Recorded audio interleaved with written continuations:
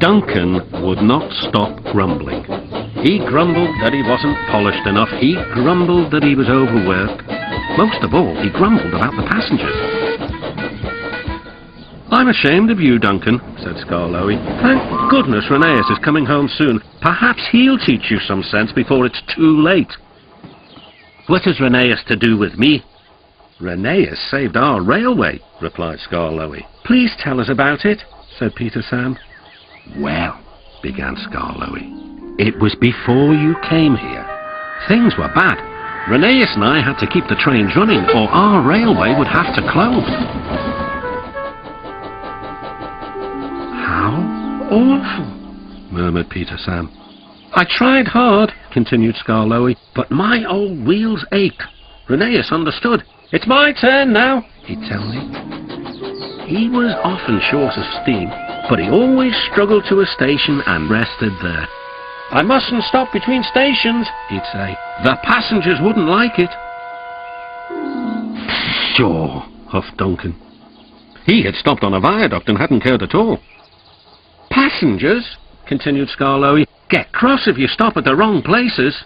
Rheneas stopped in a wrong place once, and this is what happened.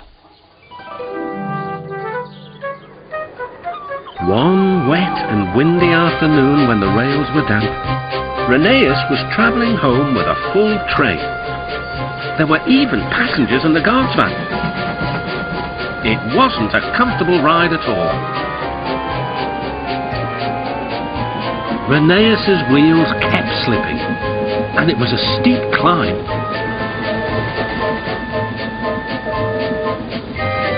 At last, his wheels gripped the rails again. "The worst is over," he thought. "Now we're away." But they weren't. "Ah! I've got cramp!" he groaned. And Rheneas stopped on the loneliest part of the line. His driver examined him carefully. "Your valve gear has jammed. We need to reach the next station. Do you think you can still get us there?" "I'll try," replied Rheneas.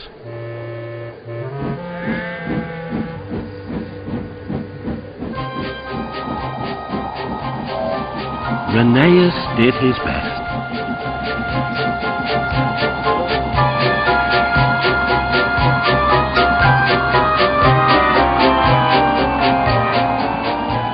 "If I fail," he thought to himself, "the passengers will be cross and the railway will close."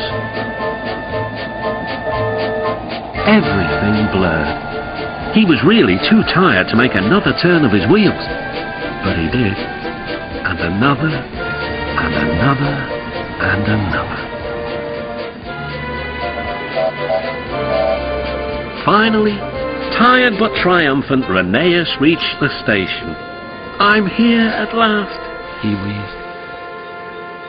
"Thank you for getting us home," said the passengers. "We'll tell all our friends what a fine railway this is." His driver was delighted. "You're a gallant little engine," he said to Rheneas. "When you're rested, we'll mend you so you'll be ready for tomorrow." And, smiled Skarloey, Rheneas was always ready for tomorrow. "Thank you for telling us about him," whispered Duncan. "I was wrong. Passengers are important after all." The next day, Rheneas came home. All the engines were there to greet him. Edward pushed his truck to the siding where he was lifted onto his rails. This was the signal for a chorus of whistles from engines large and small. Everyone was happy, and Rheneas was the happiest of all. "You know," he whispered to Skarloey, "this helps a little engine to feel that at last he has really come home."